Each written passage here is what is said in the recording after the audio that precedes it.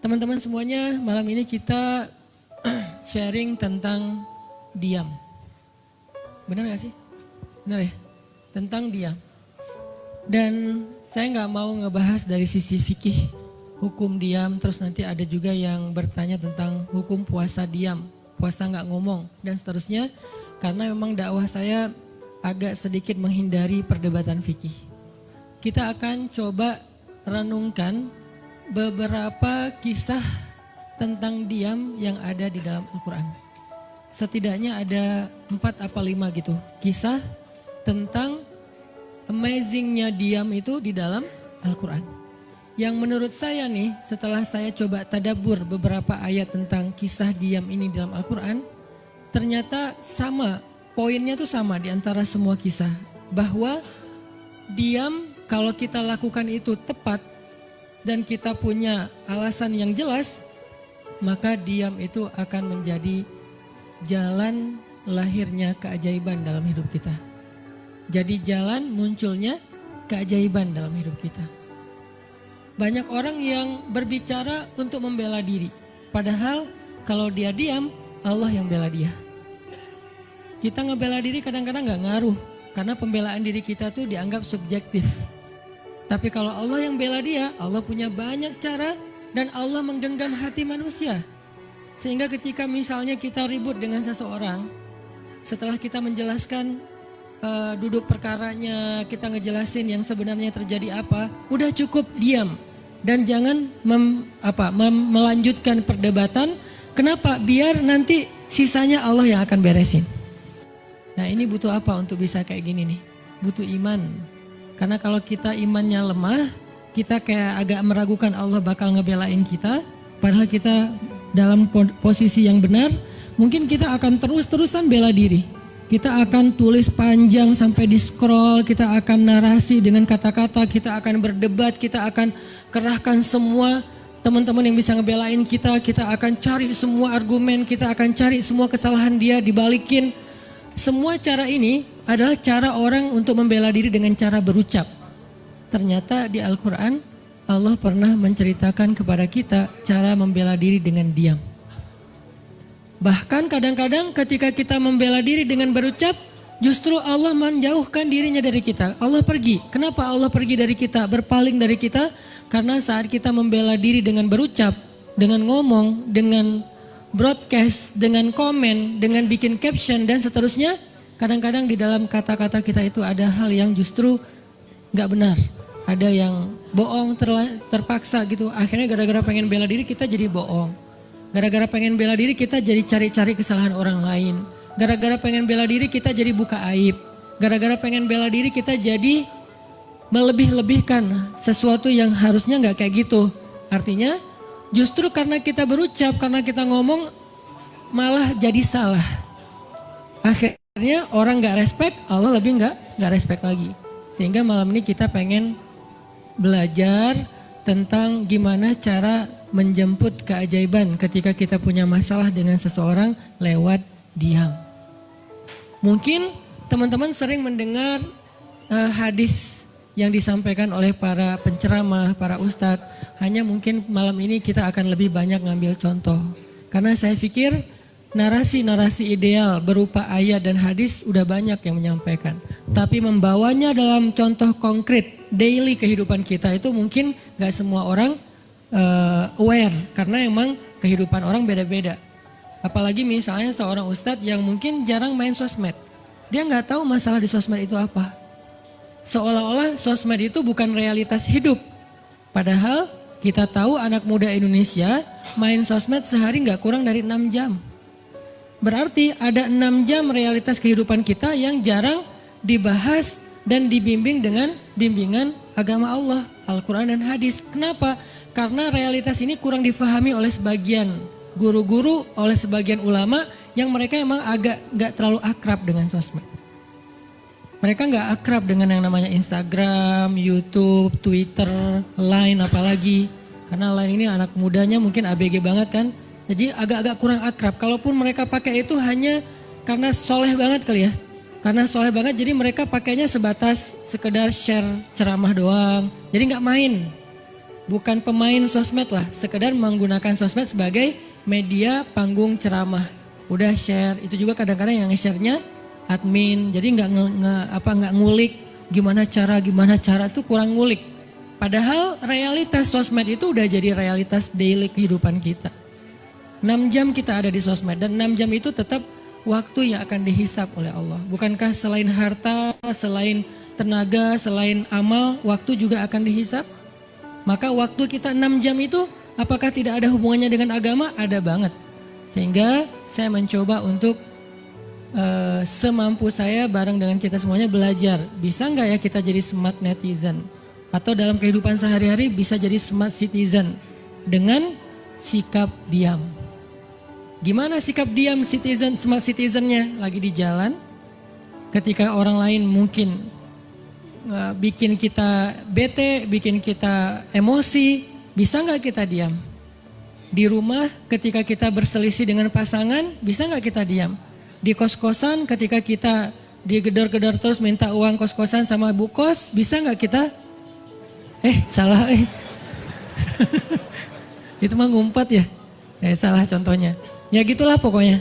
Jadi kita akan coba bahas diam ini dari angle daily kehidupan kita. Karena saya lebih suka kayak gitu biar langsung praktis bisa dipakai. Memang hadis-hadisnya banyak. Salah satu yang paling terkenal, man kana yu'minu billahi wal yaumil akhir falyakul khairan aw liyasmut. Cuman contohnya doang yang beda-beda. Narasinya sama, kontennya sama. Cuman contohnya beda tergantung angle seorang ustadz dan wawasan kehidupan yang dia jalanin. Dia hidupnya sebagai apa? Kalau hidupnya sebagai seorang ustadz yang ada di dalam masjid, mungkin ya contoh-contohnya adalah tentang di dalam masjid, tentang bergaul sesama ustadz, dengan aktivis, manggilnya akhi ukhti. Tapi kalau dia kehidupannya main, berarti dia akan ngambil contoh tentang main. Gimana kita biar tetap bisa soleh walaupun kita lagi main dan seterusnya. Tapi narasinya sama. Man kana yu'minu billahi wal yaumil akhir falyakul khairan aw liyasmut. Atau nanti cerita yang lain kata Nabi, yang paling banyak memasukkan orang ke dalam api neraka 2. 1 lisannya, 2 kemaluannya. Ini 2 hal yang paling sering menyebabkan orang masuk neraka. Kalau kemaluannya kita tahu artinya dia hawa nafsu, syahwat. Kalau lisan ini ngomong, justru gara-gara kita ngomong banyak, kadang itu jadi kayak pemberat timbangan keburukan kita dan itu tuh rugi gitu. Makanya kita perlu belajar, bukan saya ngajak kita, kita diam aja seharian. Kayaknya agak kurang fair juga ya. Dan saya juga gak diam seharian. Susah kalau untuk diam seharian, apalagi sama keluarga, kan kita butuh ngobrol sama teman. Ya serealistis mungkin dan senatural mungkin. Cuman kalau lagi ada kasus bisa nggak nih kita diam?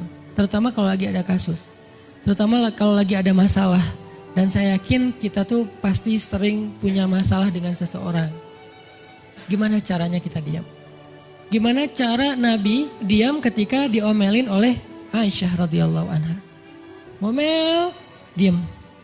Aisyah ngomel kepada Nabi, nggak menceritakan aib orang lain, nggak mencela, cuman ngomel karena lagi cemburu. Nabi diam.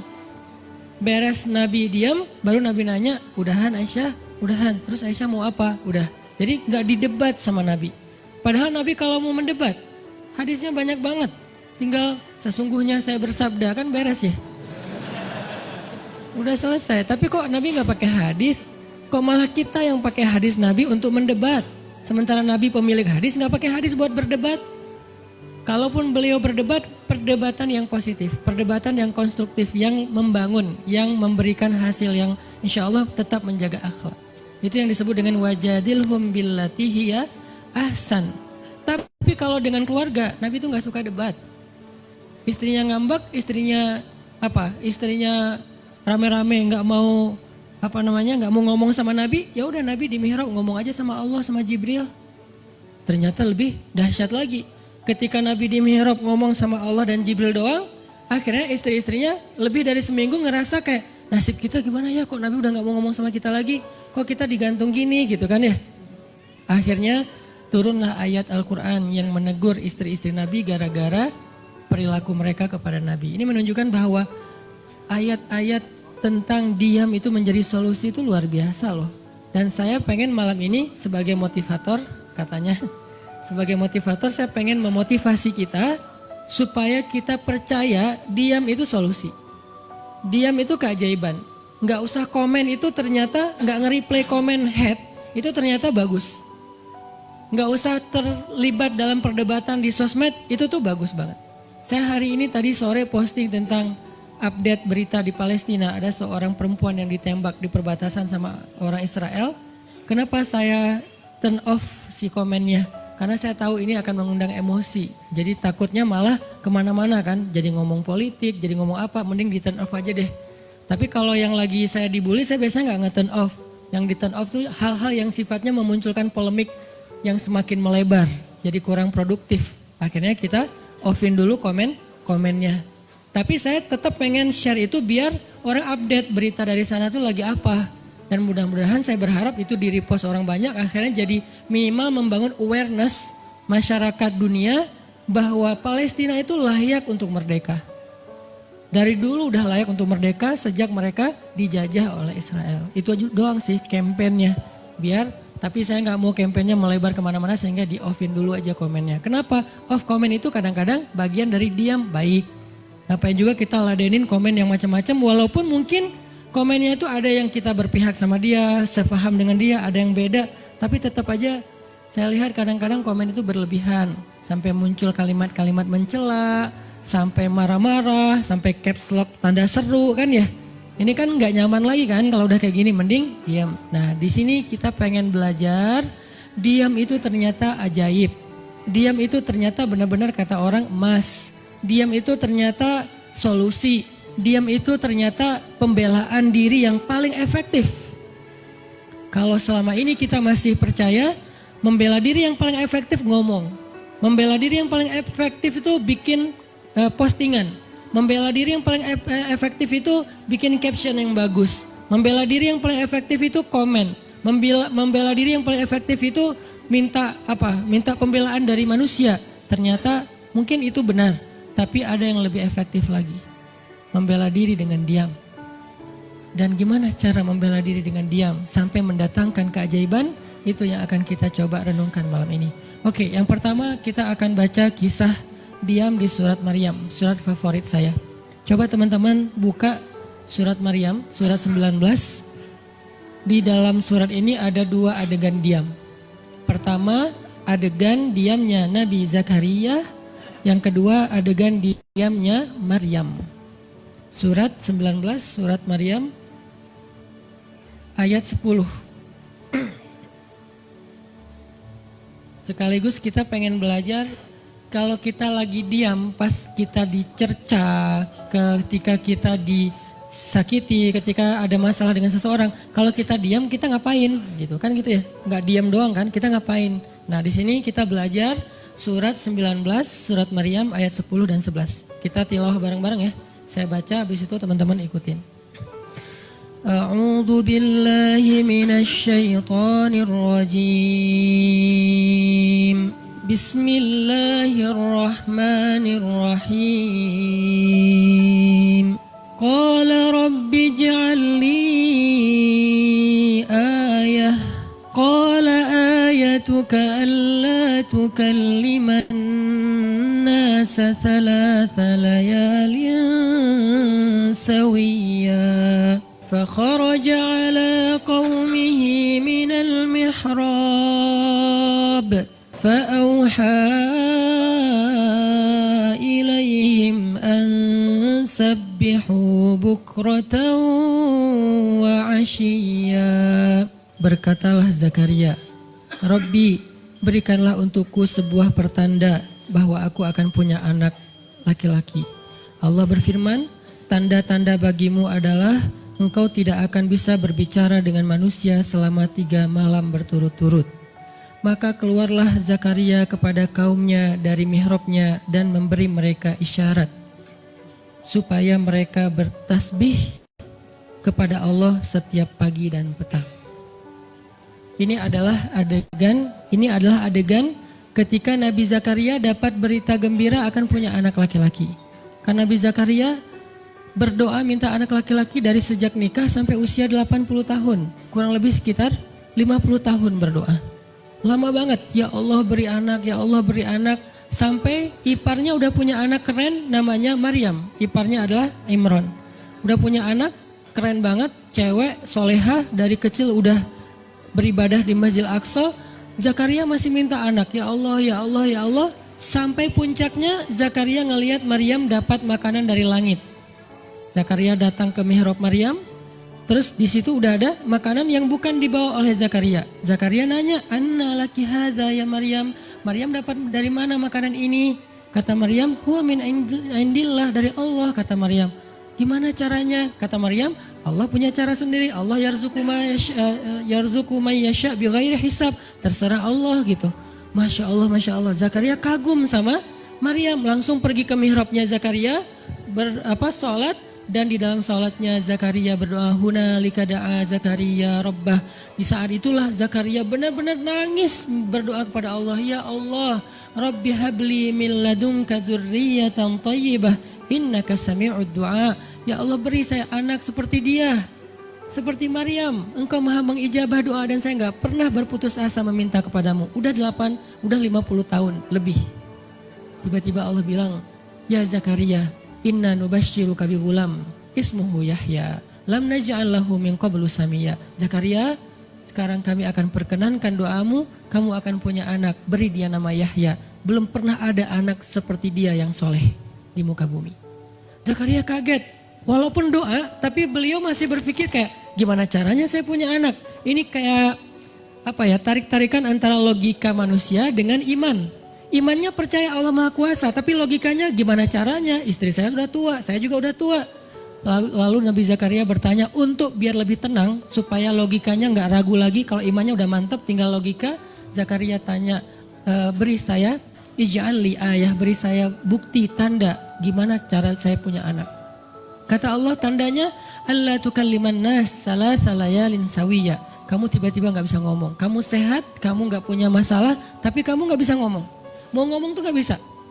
Kamu bisa tilawah, kamu bisa zikir, tapi kamu gak bisa ngomong. Bisa subhanallah, subhanallah, subhanallah. Bisa alhamdulillahi rabbil alamin. Gak bisa. Jadi baca Quran, kalau ada Quran, tapi dulu kan Taurat ya. Baca Taurat bisa, zikir bisa, hayya ala sholah, kalau azan ada azannya bisa. Pokoknya semua bisa kecuali mau ngomong tuh gak bisa. Masya Allah ya, luar biasa. Kenapa? Karena Allah pengen Zakaria zikir aja 3 hari. Jangan ngomong dengan manusia walaupun ucapannya baik kecuali zikir. Jadi kalau mau ngomong dengan manusia, subhanallah, masya Allah, alhamdulillah, bismillah. Cuman gitu doang ngomongnya. Gak bisa, lu mau kemana? Gak bisa. Insya Allah gitu. Jadi cuman bisa zikir. Saking Allah pengen Zakaria menghabiskan 3 hari sebelum Allah tunjukkan keajaiban hanya dengan berzikir. Apa poinnya di sini? Kalau kita pengen ada keajaiban dalam diam, maka isilah diam kita dengan zikrullah. InsyaAllah nanti kita lanjutkan setelah sholat isya. Bismillahirrahmanirrahim. Teman-teman semuanya, kita lanjutkan tadabbur kita terhadap ayat di surat Maryam.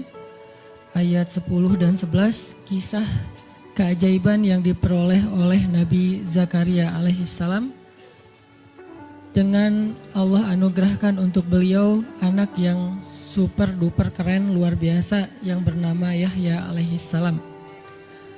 Dan salah satu cara Allah subhanahu wa ta'ala mendidik Nabi Zakaria untuk menjemput keajaiban itu adalah Allah menyuruh Zakaria untuk diam dan mengisi diamnya dengan zikratullah bukratan wa asiyya. Mengingat Allah pada waktu pagi dan pada waktu petang. Artinya diisi dengan zikir. Dan waktu itu Nabi Zakaria menurut ulama tafsir, beliau tidak cacat lisannya, benar-benar bisa ngomong. Hanya tidak bisa bicara dengan manusia tapi bisa berzikir. Jadi beliau bisa zikir, bisa mengucapkan kalimat-kalimat Alkitab yaitu Taurat. Beliau bisa membaca ayat-ayat Allah, beliau bisa mengucapkan kalimat bismillah dan seterusnya, tapi nggak bisa ngomong dengan manusia. Dan itu terjadi selama 3 malam. Dan akhirnya setelah 3 malam, Nabi Zakaria tiba-tiba dapat berita gembira kalau istri beliau hamil. Ini pelajaran penting banget buat kita. Kalau ini pernah berlaku terjadi kepada Nabi Zakaria, keajaiban dengan cara kayak gini, maka ini juga akan terjadi kepada kita. Itulah alasan kenapa kisah tersebut direkam dalam Al-Quran. Supaya dia menjadi pelajaran hudan lil muttaqin. Itu kenapa Allah katakan Al-Quran hudan lil muttaqin. Petunjuk bagi orang yang bertakwa. Orang yang pengen memperbaiki diri. Orang yang pengen dapat solusi. Muttaqin, orang yang pengen wa may yattaqillaha yaj'al lahu makhraja. Dapat jalan keluar. Wa yarzuqhu min haitsu la yahtasib. Dikasih rezeki yang enggak terduga-duga. Wa may yattaqillaha yaj'al lahu min amrihi yusra. Diberikan kemudahan. Wa may yattaqillaha yaj'al lahu yukaffir anhu sayyi'atih, dihapuskan semua dosa. Wa yu'dhim lahu ajra, dikasih reward yang berlipat-lipat. Maka siapa yang pengen dapetin keajaiban-keajaiban orang bertakwa itu, maka jadikanlah Al-Quran sebagai petunjuknya, hudan lil muttaqin. Nah, gimana cara kita jadiin Al-Quran sebagai petunjuk? Jawabannya juga ada di ayat yang sama, la raiba fih. Jangan ragukan ayat-ayat Al-Quran, termasuk kisah-kisah yang ada di dalamnya. Sehingga kalau kita benar-benar percaya kisah Nabi Zakaria mendapatkan keajaiban dengan cara diam dan zikir, maka kita coba terapin itu dalam masalah hidup kita, insya Allah kita juga akan mendapatkan keajaiban dan kejutan seperti yang didapatin oleh Nabi Zakaria. Itu pesan poin yang ada di dalam ayat 10 dan 11 surat Maryam. Sehingga buat sebagian orang yang mungkin ngerasa selama ini sering disakiti, sering dicuekin, sering didebat, sering diapain, jangan terlalu diladenin. Kadang-kadang ada teman saya nanya ke saya, Ustadz, ini ada yang ngomongin Ustadz gini di sosmed, perlu kita balas nggak nih? Saya bilang udah diamin aja. Itu tuh santai, tapi sebetulnya itu ada kayak alasan kenapa saya memilih sikap itu, bukan karena kayak males ribut. Sebetulnya kadang-kadang kan ribut itu kayak nyenengin ya, kayak olahraga apa ya, emosi gitu kan. Rame-rame di sosmed itu kayak asik kan, kayak kita ngegame gitu kan. Jadi nge-replay komen-komen orang kayak lucu-lucuan gitu. Saya pernah lihat Rachel-nya bagus juga sih, ini bukan dalam hal negatif tapi positif, makanya saya sebutnya nama. Rachel itu kan main kemarin ke Australia sama New Zealand. Terus ada dia lagi foto-foto gitu di sana bareng dengan suaminya. Tiba-tiba ada yang komen, Sel, lo gak cocok di tempat itu, tempatnya bagus tapi gara-gara lo jadi kurang bagus gitu. Terus dia jawab, ya gue gak cocok tapi dompet gue cocok, kata dia. Kadang-kadang perlu digituin juga sih ya, biar paham. Karena kata Ustaz Abdul Somad, sombong kepada orang yang sombong adalah sedekah. Tapi itu mah pilihan. Rasal memilih sikap santuy. Tapi dengan dia guyonin, kalau saya memilih sikap diam aja deh. Karena saya takut kalau saya ngomong malah jadi panjang debatnya. Dan saya merasa gak mampu untuk selalu membela diri dengan argumen. Karena membela diri dengan argumen kadang-kadang ya kalau bahasa Ustaz Umar Mita, orang yang mencintaimu tidak butuh alasan. Orang yang membencimu tidak akan menerima alasan. Jadi kayak ya udahlah, diamin aja. Ternyata dengan kita diam muncul aja keajaiban. Banyak keajaiban. Jadi benar-benar saya percaya banget diam itu tuh keajaiban. Dan itu berlaku dalam dakwah, berlaku dalam masalah keluarga. Ketika istri lagi ngambek, dia misalnya komen panjang di sosmed, di WhatsApp misalnya, dia kayak misalnya namanya juga lagi ngambek ya, ngomong panjang di WhatsApp. Kalau saya sabar untuk diam, itu tuh beres dengan sendirinya dan akhirnya malah lebih baik. Tapi kalau saya kepancing, jadi kita balas-balesan. Sepanjang hari WhatsAppan terus nggak beres-beres, tapi hasilnya makin lama tuh tangan pegel, hati panas. Karena kayak pengen dia balas apa, oh balasin lagi, balasin lagi, terus aja gitu habis energi dan kerasa gitu capeknya tuh luar biasa. Tiba-tiba muka jadi lebih tua gitu kan ya, tiba-tiba berkerut semua, terus warna kulit makin doff gitu. Ini gara-gara efek stres kali ya. Jadi intinya adalah jangan diladenin, diamin aja setelah kita klarifikasi fitnah. Kalau itu berbentuk fitnah, tetap kita butuh tabayun. Klarifikasi biar tidak menyebar fitnah. Tapi beres klarifikasi nggak usah diperpanjang. Berapa kali mungkin teman-teman ngelihat, mungkin saya pernah ada nggak ada apa-apanya sih dibilangkan Ustadz Felix. Kalau beliau lebih pro lah dalam masalah kayak gini. Kalau saya beberapa kali dibully di sosmed, pernah nggak saya ladenin? Hampir nggak pernah. Cuman klarifikasi maksudnya, udah beres, diamin aja, diamin. Sepahit apapun, sepanas apapun kalimatnya, yang kadang-kadang Ustadz nggak baca. Penasaran soalnya. Kalau kita diam karena nggak baca mungkin nggak ada challenge-nya kan. Ini baca komennya semua sampai ribuan itu satu-satu dibaca tuh. Oh gini ya, bisa gini ya orang ngomong teh. Terus aja dibacain satu-satu. Capek cari air putih, minum lagi, baca lagi gitu. Terus sampai beres dibaca itu. Mungkin 2 hari lah baru khatam. Saking banyaknya komen. Tapi mencoba lagi belajar, bukan udah jago enggak, sama sekali enggak. Mencoba lagi belajar, bisa enggak setelah udah panas banget, gergetan banget beberapa, udah bisa banget tuh dibalesin, di replay. Jangan deh, ada yang udah di replay panjang, dihapus lagi enggak jadi. Kenapa? Karena masih belajar, yakin diam itu keajaiban. Dan selama ini saya ngebuktiin diam itu emang keajaiban. Kenapa? Karena Allah pernah mengisahkan kisah Zakaria dan kisah-kisah yang lain, bagaimana mereka dapetin keajaiban dengan cara diam. Ini yang kita coba pengen rubah sedikit persepsi kita. Nggak selalu bela diri dengan ngomong. Kadang kita bela diri itu dengan diam. Nggak selalu kita dapetin keajaiban itu dengan hanya mengandalkan manusia. Tapi justru kita dapetin keajaiban saat kita mengandalkan Allah Subhanahu Wa Taala. Itu tuh dahsyat. Yang kedua, sekarang setelah Nabi Zakaria dapat keajaiban anak yang soleh banget. Sampai Allah kisahkan di ayat 13 gimana solehnya dia, 14, 15 dan seterusnya. Sekarang kita baca kisah kedua, yaitu kisah Sayyidah Maryam. Yaitu ada di ayat 26. Petikannya ada di, cuplikannya ada di ayat 26. Kalau kisah Maryam mah dimulai dari ayat 16 ya. Tapi yang masalah diam itu ada di ayat 26, 27, 28, dan 29. Bismillahirrahmanirrahim. Fakuli washrabi wa qarri aina fa imma tarayinna minal bashari ahadan faquli inni nadartu lirrahmani sawman falan ukallimal yawma insiya. فأتت به قومها تحمله قالوا يا مريم لقد جئت شيئا فريا يا أخت هارون ما كان أبوك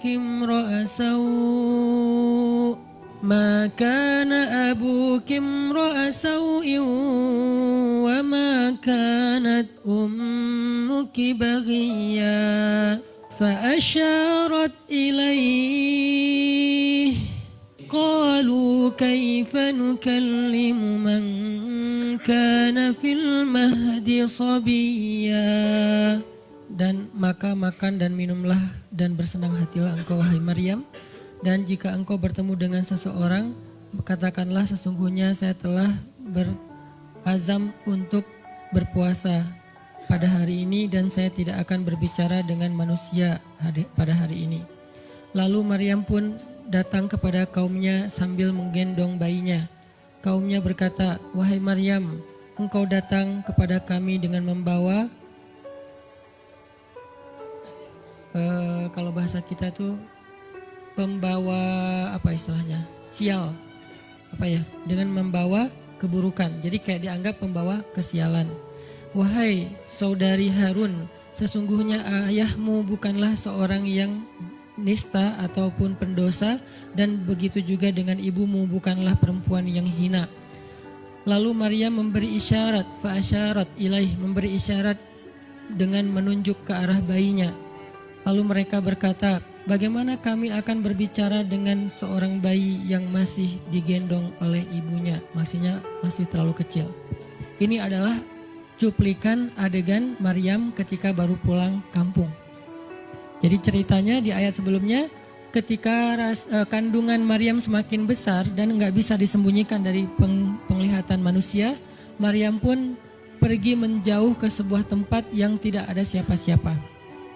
Fahamalathu fantabadat bihi makanan qasiyya. Dia menjauh, mengucilkan diri ke tempat yang nggak dilihat oleh siapa-siapa sampai melahirkan. Jadi kurang lebih sekitar 3 bulan 4 bulan Maryam nggak ada di Al-Quds, nggak ada di di Masjidil Aqsa dan sekitarnya. Dia pergi mengasingkan dirinya supaya tidak ada yang menghujat Maryam karena ngelihat perutnya sudah semakin besar dan dia nggak punya suami. Setelah melahirkan, akhirnya Allah perintahkan Maryam untuk pulang. Setelah Allah ngasih makan, minum dan kebahagiaan buat Maryam, fakuli washrobi wa qarri aina, dengan adegan korma yang menjatuhkan buah-buah rutop dan seterusnya, pulanglah Maryam. Nah, Maryam tahu ketika dia pulang dengan membawa bayi, dia pasti akan dihujat, dicela, dicaci maki, dibully oleh kaumnya. Lalu Allah memberi kepada Maryam bekal. Gimana cara ngadepin yang kayak gitu-gitu? Kata Allah, kalau kamu ketemu manusia, ketemu orang-orang, ketemu kaummu, bilang ke mereka, saya tidak berdebat hari ini. Saya nggak akan berdebat. Jadi dia tetap bisa ngomong.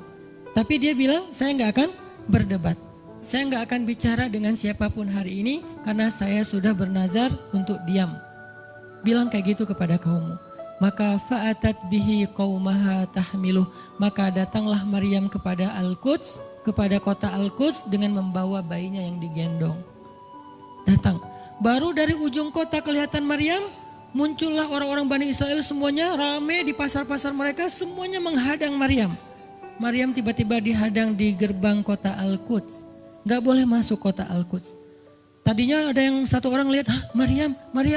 Langsung dia datang ke kota, dia umumkan ke semua orang, wahai Bani Israel, perempuan yang hina yang kita cari-cari sekarang sudah datang membawa bayi haramnya, membawa bayi selingkuhnya, membawa bayi hasil zinanya. Akhirnya orang-orang yang ada di Masjidil Aqsa, yang ada di rumah-rumah, yang ada di pasar, semuanya berkumpul di depan gerbang kota. Menghalang Maryam masuk. Kebayang gak perasaan Maryam? Padahal dia itu lahir di situ, dia beribadah di situ, ayahnya orang situ, ulama pula, pamannya Nabi pula di situ, tapi dia sekarang dihadang oleh semua penduduk Al-Aqsa, penduduk Al-Quds, Bani Israel. Ketika Maryam mendekat, mereka mengatakan, ya Maryam, laqad ji'ti syai'an fariya. Ini bahasa Al-Quran. Kalau aslinya lebih tercela daripada ini, karena ini bahasa Al-Quran yang tinggi, Allah menggunakan bahasa simbolik saja. Yang terjadi, mereka mencela Maryam. Mereka bilang, Maryam kamu pembawa sial, Maryam kamu perempuan hina, Maryam kamu tukang zina, Maryam kamu selingkuh, Maryam kamu ternyata pelakor, segala macam. Kebayang gak seorang perempuan yang mulia dituduh dengan kata-kata kayak gini? Sedih, pengen jawab, pengen bilang saya ini nggak pernah berbuat dosa, ini nih Allah yang ngasih kepada saya nggak punya suami dan saya diberikan anak yang suci dan segala macam. Enggak. Tanya kepada Zakaria kalau nggak percaya, saya punya buktinya segala macam. Nggak usah, diam aja. Maryam bisa ngomong kalau mau. Maryam by the way adalah perempuan secerdas Sayyidah Aisyah. Dia itu kayak Aisyah cerdasnya, kayak Khadijah bijaksananya, kayak Fatimah lembutnya, kayak Asiyah sabarnya. Maryam itu istimewa. Sampai sebagian ulama mengatakan Maryam satu-satunya nabi dari perempuan. Satu-satunya nabi dari golongan perempuan. Sebagian kecil ulama ada yang menyebutkan demikian. Sehingga mereka menyebut Maryam alaihassalam. Saking Maryam ini keren banget, istimewa banget. Tapi jumhur ulama sejarah mengatakan Maryam bukan nabi, tapi dia perempuan soleha, orang soleh. Bahkan 1 dari 4 perempuan sempurna di muka bumi. Dan tidak ada yang kelima. Cuman ada 4. Kamulah minar rijali katsir, kata Nabi. Laki-laki yang sempurna itu banyak, yaitu para rasul dan para nabi. Walam yakmul minan nisa illa arba'ah. Tidak ada perempuan yang sempurna kecuali 4. Asiyah istri Fir'aun, kemudian Maryam anaknya Imran, kemudian Khadijah istri Rasulullah, dan Fatimah bintu Rasulullah. Artinya Maryam ini istimewa banget. Dia kalau mau argumen, dalilnya lebih banyak daripada para rabi-rabi Yahudi yang ada di situ. Karena ketika Maryam dulu berkhidmat di Masjid Aqsa, Maryam itu nggak belajar seperti yang lain-lain. Karena kan dulu orang Bani Israel itu paling anti sama cewek ya. Buat mereka perempuan itu kasta kedua. Seolah-olah perempuan itu nggak punya hak yang sama dengan laki-laki. Laki-laki punya hak belajar, di Masjidil Aqsa perempuan nggak boleh. Ini kesenjangan gender di masa Bani Israel dulu. Jadi kalau ada yang mau nuduh Islam sebagai tidak memperhatikan masalah gender, dia harusnya baca sejarah. Justru Islam, Al-Quran, Taurat, Injil mengangkat perempuan untuk setara dengan laki-laki. Awalnya perempuan itu hina di masyarakat Bani Israel, dianggap pembawa sial. Sampai masyarakat jahiliyah sebelum Islam datang, apa yang terjadi dengan bayi perempuan? Dibenamkan dalam pasir hidup-hidup, dibunuh, dilempar dari bukit supaya mati langsung seketika. Kenapa? Termasuk Umar pernah membunuh bayi perempuan. Umar radhiyallahu an. Kenapa dia sedih banget? Karena dia ingat masa lalu ketika dia pernah membunuh bayi perempuan. Kenapa mereka membunuh bayi perempuan? Karena dianggap perempuan ini membawa sial. Tapi datang Islam mengubah tradisi itu. Mengubah persepsi publik. Yang tadinya perempuan dianggap hina, dalam Islam dikatakan surga ada di bawah telapak kaki ibu. Muncul harga diri perempuan naik. Apalagi sebaik-baik kalian yang paling baik untuk istrinya dan aku yang paling baik untuk istriku di antara kalian. Muncul lagi hadis, kalau seandainya laki-laki mau bersabar terhadap istrinya, maka harusnya dia bersabar 70 kali sehari kalau dia disakiti oleh istrinya. Yang ke-71 baru dia boleh marah. 70 belum boleh marah. Jadi perempuan, ibu-ibu, istri kalau mau bikin suaminya sebel sampai 69. Atau 70 boleh lah. Tapi yang ke-71, nah ini udah layak dimarahin. Tapi kan gak pernah ada sampai 70 kan. Paling juga 10%-nya lah, 7 kali sehari. Dan itu istiqomah setiap hari. Hari ini kok kamu gini lagi sih, kemarin udah beda hari. Jadi beda hitungannya, 0 lagi mulai dari awal. Tapi nanti ada hadis penyeimbang. Nabi itu kan bijaksana banget. Yang diajarin bukan cewek doang, cowok juga diajarin. Ketika hadisnya supaya memuliakan perempuan ada, nanti ada lagi hadis laki-laki. Seandainya seorang perempuan menjilat luka dan darah dan nanah di tubuh suaminya, itu belum bisa membayar satu saja kebaikan suami kepada dia. Jadi menjilat lukanya aja belum bisa bayar kebaikan, terus ngapain marah-marah coba. Sehingga dua-duanya ada nasihat untuk suami. Kalau istrinya lagi ngambek, namanya juga lagi sedih, ya udah kamu sabar aja 70 kali. Untuk istri, jangan ngambek, karena kalau kalian berbuat baik aja belum bisa bayar kebaikan mereka. Terus gimana dong Ustadz? Ya udah, sekarang solusinya adalah sama-sama mengambil sisi baiknya. Kayak gitu nasihat Nabi. Makanya saya agak kurang setuju kalau khutbah Jumat itu memakai hadis menjilat darah dan nanah. Karena yang dengar suami. Wah bener nih khutbah Jumat, saya senang banget khutbah Jumat hari ini. Pulang-pulang, mah tadi khutbah Jumat keren banget. Nih mah, kebenaran aku catat. Nih mah, gak bisa. Kalau khutbah Jumat, pakailah hadis sabar 70 kali. Menasihati suami. Kalau majelis taklimnya ibu-ibu, masalah tadi, seandainya saya boleh menyuruh manusia sujud kepada manusia, saya suruh sujud istri kepada suami. Masing-masing ada hadisnya, jangan disilang. Ini gak bijak dalam ceramah, karena harusnya memberi nasihat yang bisa memperbaiki, bukan menambah tuntutan baru. Wah benar nih kalau suami saya dengar, harusnya suami saya datang, Ustadz boleh enggak acara selamatan di rumah saya nanti temanya ini gitu. Kalau perlu ngundang Ustadz yang dia kenal, request dulu untuk ngemojokin pasangan, ini enggak bijak. Balik lagi ke cerita tadi, Maryam tuh pinter banget, cerdas banget. Dari kecil dia udah hafal Taurat. Ibarat anak sekarang hafal Quran. Dan lebih sulit ngafal Taurat daripada Quran. Kenapa? Karena bahasa Al-Quran itu sastra banget. Jadi ngafalnya itu kayak ngafal syair. Itu aja udah susah kan? Kebayang gak ngafal Taurat? Lebih sulit lagi tuh. Dan Maryam dari usia di bawah 5 tahun udah khatam Taurat. Udah tahu tafsir Taurat. Usia 7 tahun. Bahkan saking keren dan pinternya Maryam, kadang-kadang ketika Maryam ngobrolin tentang Taurat sama Zakaria, itu Zakaria sampai geleng-geleng kepala. Maryam, gitu maksudnya, sampai nanya ke Maryam. Gitu om maksudnya. Maryam ngomongnya ke Zakaria udah kayak ngajar gitu. Saking pinternya Maryam. Jadi hadis-hadis Zakaria Maryam hafal. Kan para anbiya tuh punya hadis kan. Hadis Zakaria dihafal oleh Maryam. Tauratnya Musa dihafal oleh Maryam. Kebijaksanaan para nabi dihafal oleh Maryam. Dia dari usia 10 tahun itu udah jadi ulama besar Maryam. Artinya kalau misalnya orang mau berargumen dengan Maryam, dia punya banyak bahan. Dia punya banyak narasi. Dia lagian Maryam itu pintar ngomong. Tapi Maryam diam. Jadi kalau kita ngerasa pintar ngomong, pintar komen, pintar apa, tetap aja kita punya alasan harusnya kita diam. Karena Maryam yang lebih daripada kita ternyata juga diam. Akhirnya Maryam diam. Dikatakan ya ukhta Harun. Diingatkan lagi dengan kemuliaan keluarga Imran. Ya ukhta Harun ma akana abuki imra'asau wa ma kanat ummuki baghiyah. Ayah kamu itu Imran loh Maryam, kamu gak malu punya bayi di luar pernikahan sementara keluarga kalian itu keluarga baik-baik. Apa kamu tega menyakiti ayahmu, mencoreng nama besar dan nama baik keluarga besarmu? Dan seterusnya. Maryam makin luar biasa, panas banget, sedih banget. Dan Maryam itu yang lebih berat lagi teman-teman. Mungkin kalau kita digituin agak kebal ya. Terutama cowok lah. Cowok kalau digituin agak kebal karena emang kurang berperasaan sih kalau cowok ya. Coba lihat dari angle cewek. Cewek itu lebih peka loh dari kita. Kita mah mungkin lebih mudah lah diam. Diomelin, diam aja. Karena kita kan orangnya agak santuy gitu kan. Kalau cewek itu gak bisa gitu. Makanya lihat angle ini dari angle cewek. Kalau tadi Zakaria, sekarang Maryam. Dan Maryam lebih peka daripada semua cewek yang ada di muka bumi. Lebih perasa lagi daripada perempuan yang ada di muka bumi. Sangat-sangat pemalu.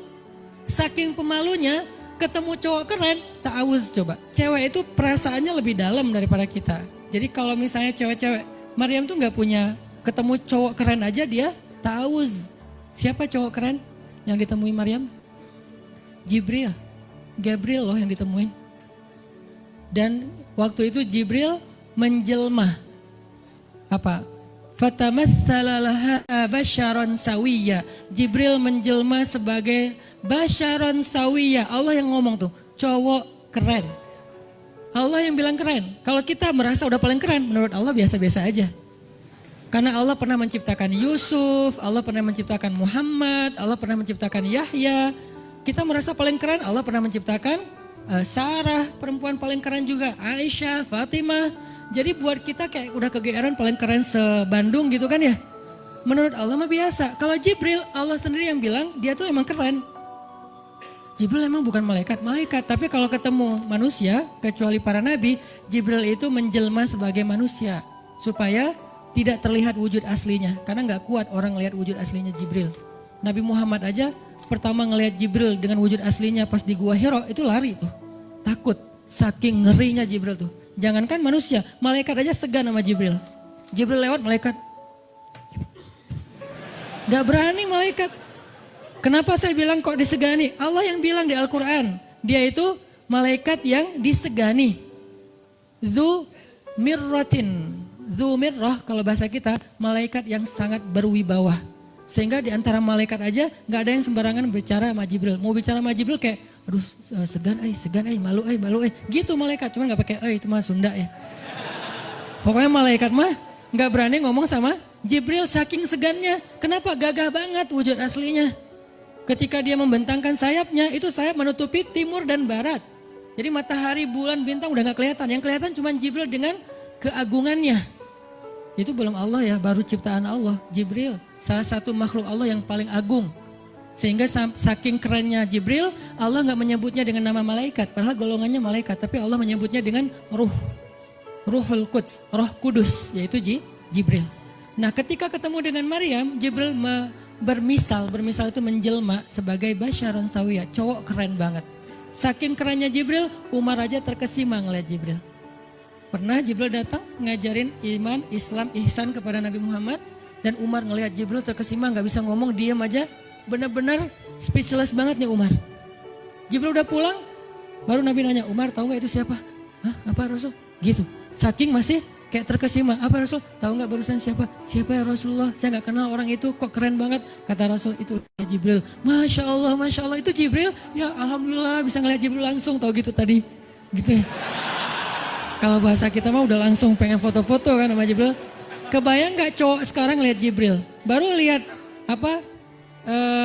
artis Korea aja kita udah kayak gimana kan, BTS atau apa, udah segala macam, udah guling-guling, udah gigit jari, baru BTS doang. Kadang-kadang nggak ngeliat BTS langsung, cuma lihat di TV doang udah aku nggak bisa gini, aku nggak bisa gitu kan ya. Belum ketemu Jibril loh. Jadi nggak ada lah artis sekeren Jibril. Baru Yusuf aja udah pada ngiris tangan, belum malaikat. Sampai ketika cewek-cewek ketemu Yusuf, mereka bilang apa? Ini bukan manusia, ini malaikat. Jadi gantengnya Yusuf tuh bukan ganteng-ganteng apa? Itulah. Ganteng kok hewan gitu kan. Ini ganteng-ganteng malaikat. Belum ada tuh film atau sinetron itu. Yusuf itu ganteng-ganteng ganteng-gantengnya tuh malaikat. Levelnya tuh level malaikat. Jadi kalau ada Jibril, ada Yusuf kayak, nih yang mana Yusuf, mana Jibril ya? Keren dua-duanya. Nah Jibril datang ketemu Maryam bukan di atas panggung rame-rame. Berdua coba, intimate banget kan. Kalau di atas panggung teriak-teriak gak keren lah, biasa aja. Ini tuh berdua, private banget. Di satu ruang kecil, berdua gak ada yang tahu, tiba-tiba Jibril berdiri di depan Maryam senyum dengan khas senyumnya malaikat yang mematikan gitu. Maryam pas buka mata lagi zikir ngelihat Jibril depan matanya keren banget. Langsung Maryam bilang apa? A'udzubillah. Cie, wibawa banget kan Maryam? A'udzubirrahmani minka in kunta taqiyya. Jadi emang elegan sih orang-orang soleh itu.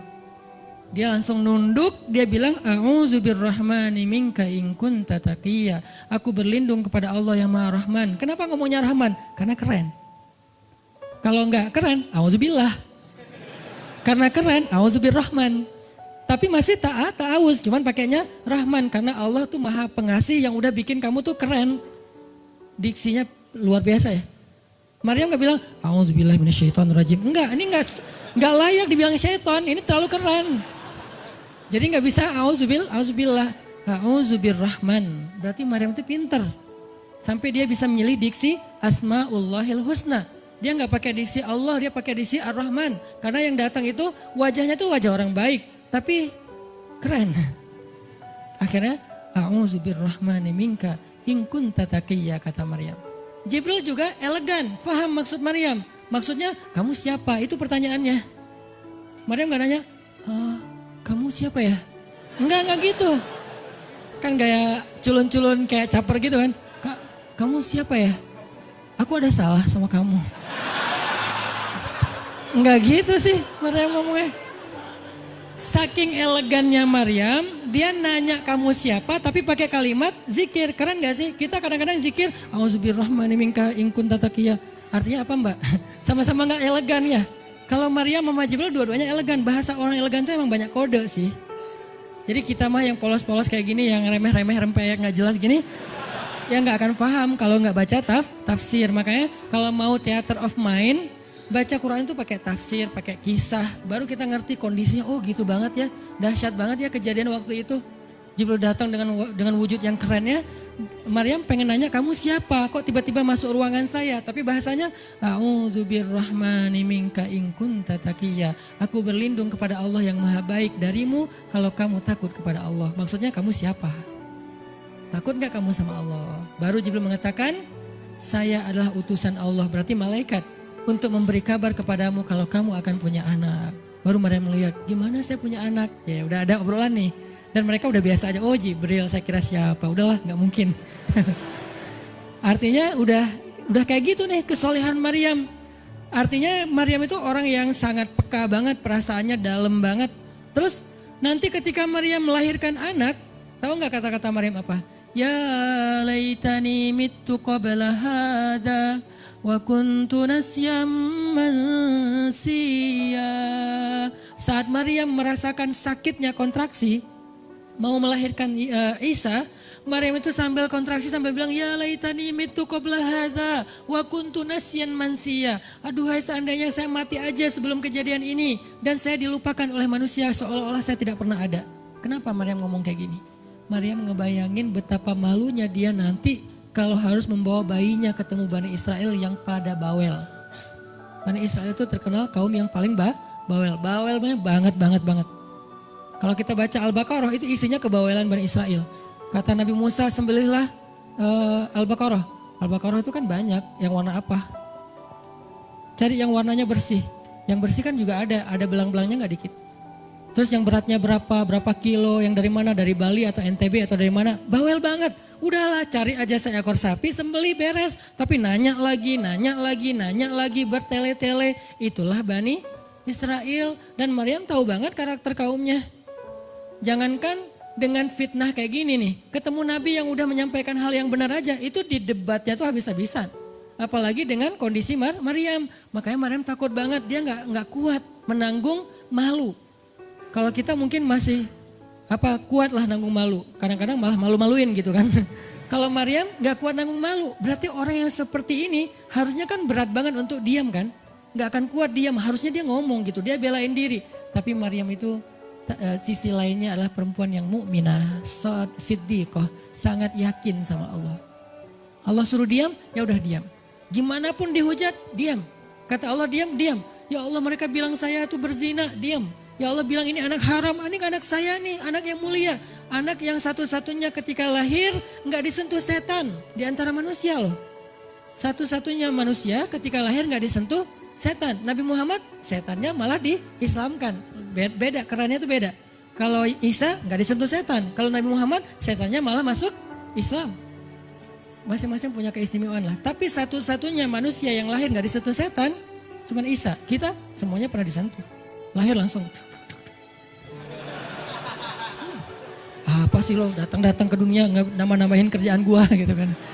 Kita nih orang biasa, jadi pas lahir tuh udah ada langsung setan bisik-bisik, yuwas bisufi sudurinas, makanya disuruh azan kan. Karena kenapa? Biar nggak dibisikin sama setan. Dan kalau bisa suara azan kita harus lebih lembut daripada suara setan, karena setan juga kayak nge-tricky gitu. Saya ibu kamu. Anak bayi dinina bobokan sama setan, hiduplah iblis gitu-gitu kan. Jadi kayak di dokter nama setan, iblis itu keren, iblis itu soleh, iblis itu baik. Tapi pakai bahasa nasyid. Lagunya tuh kayak akustik gitu, lembut banget gitu kan. Makanya suara muazin kalau azanin anaknya yang lembut. Jangan azan Allahu Akbar, Allahu Akbar, asyhadu an la ilaha illallah. Dia malas ke masjid nanti kalau udah dewasa. Kenapa? Gue malas banget dengan suara ini nih. Salahnya siapa coba? Salah ayahnya. Belajar azan di Al-Latif sama Muzammil sama Teras Tahfiz. Biar azannya tuh kayak Allahu Akbar, Allahu Akbar. Bayinya senyum-senyum. Ntar gue bisa lebih dari itu. Canda. Intinya adalah Maryam itu pemalu banget. Jadi dia bisa banget untuk ngebales. Tapi dia diam. Sampai akhirnya fa'asyarat ilaih. Dia memberi isyarat. Arti memberi isyarat, dia nunjuk ke arah Isa alaihissalam yang masih digendong, kalau kalian mau ngomong aja sama bayinya. Allah yang nyuruh kayak gitu. Makin kayak marah dan makin menjadi-jadi orang Bani Israel ketika Maryam memberi isyarat nunjuk ke arah Isa. Mereka bilang, "Ya Maryam, kamu udah gila apa? Sekarang kamu nyuruh kami bicara dengan bayi yang masih dalam gendongan ibunya?" Benar, Maryam tuh ternyata udah stres gila. Dia gara-gara ditinggal sama selingkuhannya, sekarang dia jadi orang gila. Wah, luar biasa tuduhan kepada Maryam. Maryam diam aja sedih, nahan air mata. Tapi bukan emotikon yang menggenang air mata di sini ya. Nahan aja air mata sampai kemudian Allah datangkan keajaiban. Jadikan bayinya bicara. Qala, Isa bicara. Panjang lagi omongannya Isa. Ibuku ini baik, ibuku begini-begini, saya itu hamba Allah, saya itu anak yang suci, saya itu begini-begini. Sampai beres baru mereka pada pulang karena mereka merasa terbantahkan semua tuduhan palsu mereka kepada Maryam. Masuklah Maryam, disambut mulia oleh beberapa orang. Maryam itu perempuan mulia, Allah mendatangkan dia sebagai keberkahan. Tadi dituduh pembawa sial, sekarang disebut pembawa berkah. Mulailah Maryam terkenal. Isa dididik, kemana Isa pergi, anak-anak kecil segengnya Isa pengen jadi temannya Isa. Gue temannya Isa lo, gue temannya Isa lo. Gak lama kemudian Isa jadi temannya Yahya. Ketika dia udah bisa main sama Yahya, main berdua sama Yahya. Kemana-mana berdua, Yahya, Isa.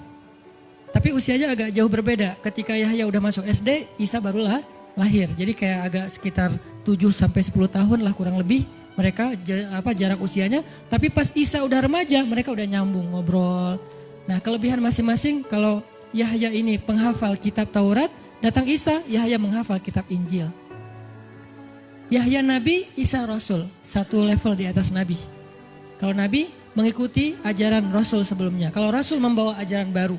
Jadi sebelum Isa lahir, Yahya mengikuti ajaran Musa dengan kitab Tauratnya. Setelah Isa lahir, Yahya mengikuti ajaran Isa dengan kitab Injilnya. Jadi bisa dibilang Nabi yang mengikuti dua ajaran Rasul, Yahya alaihissalam. Dia menghafal dua kitab suci sekaligus, Taurat dan Injil. Perempuan Maryam radhiyallahu anha, dia menghafal kitab Taurat dan Injil dari anaknya sendiri. Inilah kisah Maryam yang mendapatkan keajaiban dengan cara diam.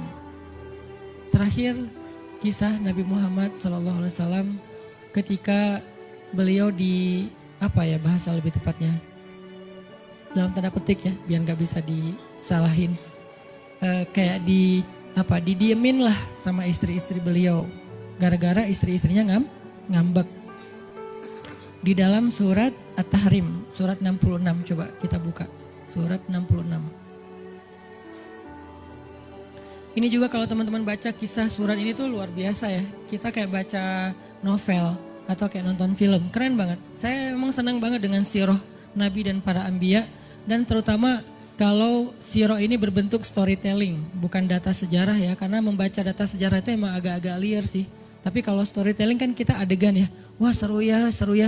Itu lebih keren daripada Disney, Marvel, Endgame, satu apalah. Lebih seru baca sirah kalau kita paham. Surat 66 ayat 4. Ayat 5. Ayat 5. Itu tuh ceritanya, saya langsung ke ceritanya aja. Ceritanya kan waktu itu Nabi itu punya kebiasaan kalau habis asar sampai maghrib Nabi ngapain, pertanyaannya. Apa sih yang dilakuin Nabi antara asar dengan maghrib? Ternyata kebiasaan Nabi di hari Jumat di hari-hari biasa antara asar dengan maghrib itu adalah keliling ke rumah-rumah istrinya. Antara asar dengan maghrib itu waktu family time lah, keliling antara rumah-rumah istrinya. Kalau nggak habis dalam satu hari, besok dilanjutin. Nah hari itu Nabi datang ke rumah Maria yang dari Mesir itu, istri beliau yang dari Mesir, Maria Kiptiyah.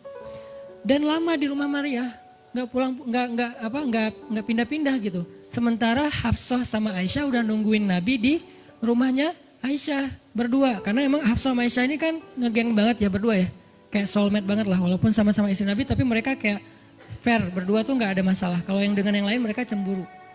Nungguin di rumah Aisyah. Hafsah, Nabi di rumah siapa sih sekarang? Kata Hafsah, di rumah Maria.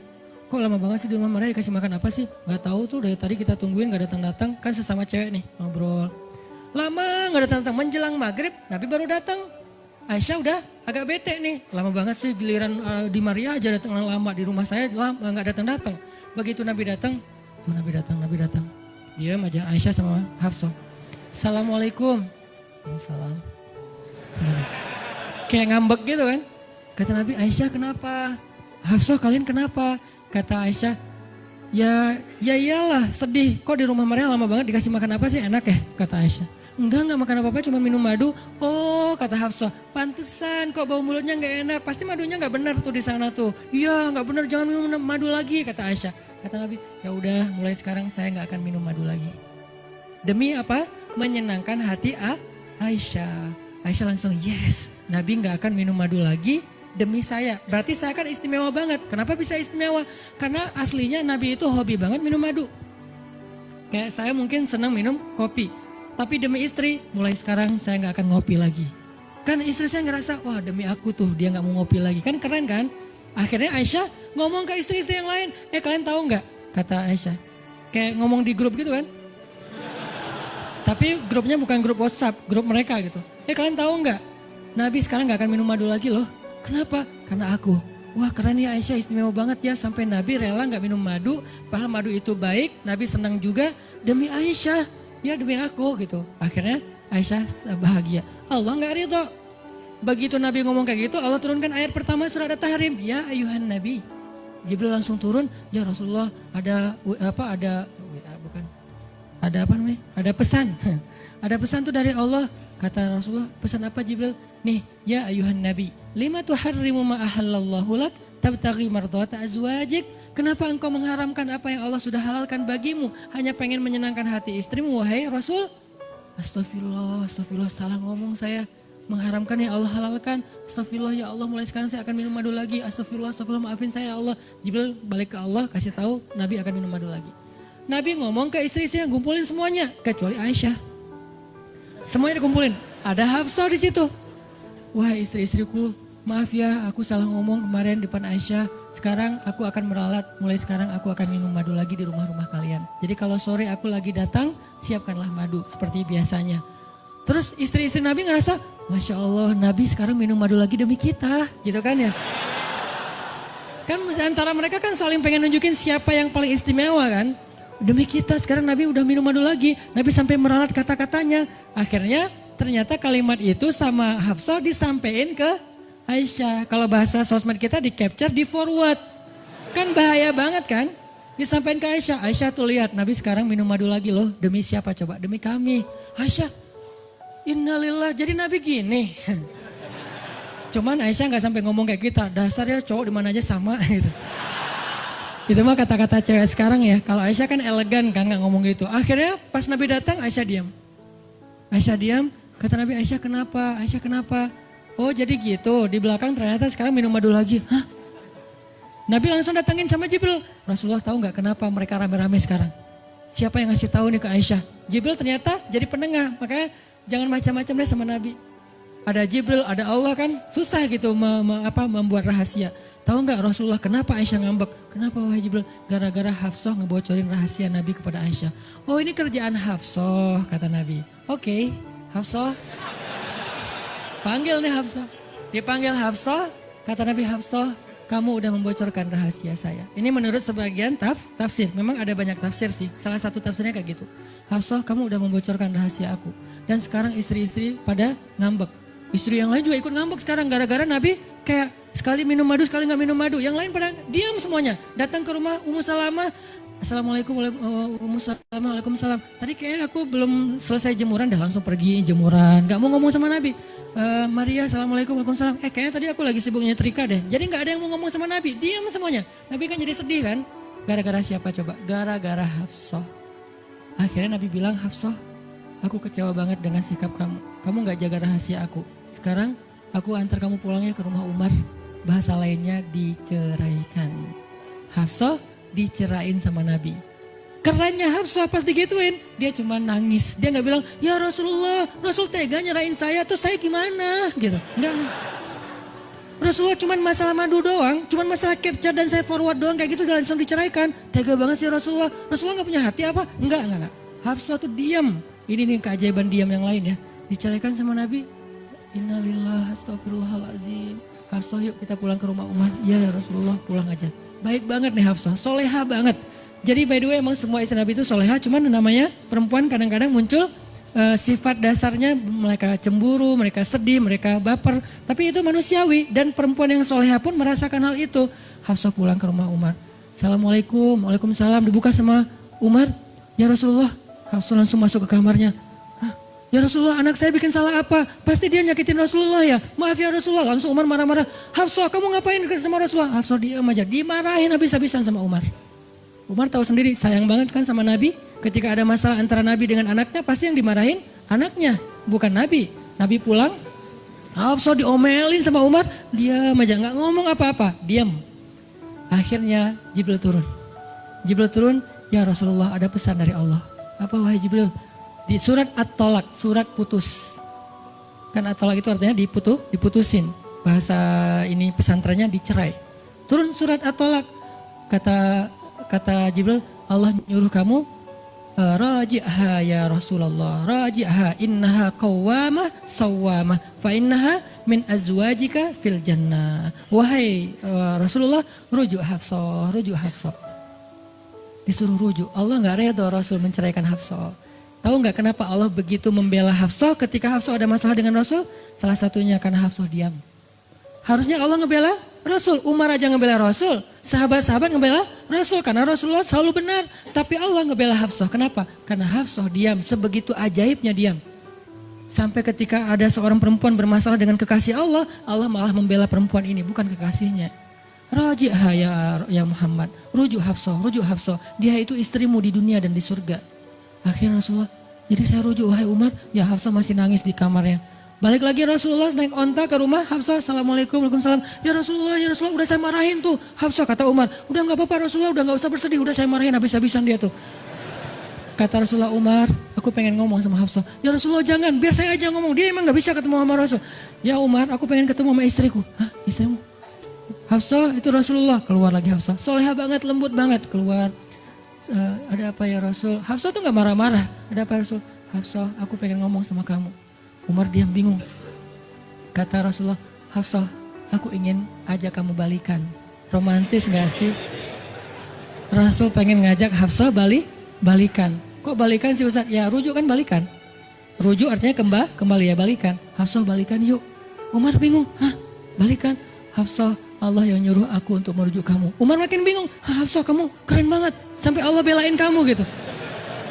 Kata Nabi, Hafsah, Allah turunkan ayat khusus tentang kamu di surat ini. Umar makin bingung, sampai turun ayat, Masya Allah, anakku ini subhanallah, Masya Allah gitu kan ya. Akhirnya, ya Rasulullah, Allah sampai menurunkan ayat tentang masalah ini.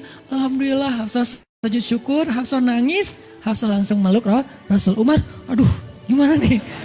Udah beres gitu, Hafsah dibawa pulang sama Rasul. Boncengan berdua, Hafsah boncengan sama Rasul. Naiklah mereka, mobil mereka yang bermerek onta itu. Gimana cara pulangnya? Di depan rumah Umar, Rasulullah langsung berlutut, langsung ngasih tangan buat Hafsah. Hafsah megang tangan Nabi, injak lutut Nabi, naik ke atas onta. Itu tuh romantis banget. Lalu Rasulullah bonceng Hafsah. Tadi kan cerita Hafsah dicerai sama Nabi itu kan heboh di grupnya istri-istri Nabi kan. Hafsah dicerai loh. Jangan-jangan kita juga dicerai. Soalnya Nabi udah gak mau ngomong sama kita. Astagfirullah. Jadi grup Nabi, istri-istri Nabi itu pada khawatir kalau mereka juga sama nasibnya dengan Hafsah. Pada bingung. Tapi tiba-tiba mereka ngelihat Hafsah pulang ke rumahnya dibonceng Nabi. Itu tuh langsung trending loh. Istri-istri Nabi, tahu gak tuh Hafsah dirujuk sama Nabi sampai turun ayat di surat At-Talaq. Oh gitu. Wah Hafsah keren banget ya. Wah istri-istri Nabi pada cemburu pada Hafsah. Diturunkan Hafsah, yang lain pada ngintip Hafsah. Sampai masuk ke rumahnya, Nabi beres di rumah Hafsah, keluar masuk ke masjid. Dia aja di masjid. Istri yang lain Nabi gak mau ngomong. Aisyah, Ummu Salamah, Saudah, Maria, Sofia, siapa lagi? Yang Zainab bintu Jahsy, semuanya Nabi diamin, gak mau diajak ngomong. Datang satu-satu, ya Rasulullah mau dibuatin minum apa? Astagfirullah, subhanallah. Datang lagi Aisyah, Rasulullah capek, subhanallah. Diam semuanya, gak ada yang mau diajak ngomong sama Nabi. Udah mereka akhirnya pada pulang, bingung, nasib kita gimana ya? Tanya ke Hafsah yuk. Sekarang Hafsah jadi kayak selebritinya. Hafsah, pada datang ke rumah Hafsah. Hafsah bantuin kita dong. Sampai Aisyah aja yang tadinya kayak bisa dibilang kayak pemimpin istri-istri Nabi kan. Aisyah paling cerdas, paling disayang sama Nabi. Sekarang Aisyah diam-diam ngomong, Hafsah bantuin dong. Kita nih lagi digantung sama Nabi. Kata Hafsah. Hafsah sekarang kan kayak lagi di atas angin gitu. Kalian sih nyakitin Rasul, cie. Hafsah tuh kayak wah lagi masa-masanya Hafsah gitu kan. Hafsah gimana dong? Ya udah ngomong aja langsung sendiri. Rasulullah nggak mau ngomong sama kita. Ya udah coba minta tolong ke ayah kamu Aisyah, kan ayah kamu dekat sama Rasulullah. Akhirnya ngundang Abu Bakar. Ya Abu Bakar, baca deh tafsir dari ayat-ayat ini. Abu Bakar datang, ayah tolongin kami dong. Kenapa? Kami itu dianggurin sama Nabi, didiamin, digantung udah seminggu lebih. Jangan-jangan kami juga dicerai kayak Hafsah. Kalau Hafsah dicerai tapi udah dirujuk, kami gimana nasibnya? Akhirnya ya udah biar aku yang ngomong sama Rasul. Datanglah Abu Bakar ke masjid. Rasul lagi zikir. Ya Rasulullah, itu istri-istrimu mutus saya. Subhanallah. Ya Rasulullah, Masya Allah. Ya Rasulullah, la ilaha illallah. Abu Bakar aja Rasul gak mau ngomong sama dia. Padahal Abu Bakar itu udah paling akrab sama Nabi. Abu Bakar diam, gak bisa diajak ngomong nih. Abu Bakar balik lagi ke rumah istri-istri Nabi. Kata istri-istri Nabi, gimana Abu Bakar? Astagfirullah, innalillah, gimana kalau Abu Bakar aja gak bisa, gimana yang lain? Terus akhirnya datang lagi ke Hafsah. Hafsah bantuin dong, kita udah gak jelas nasibnya nih.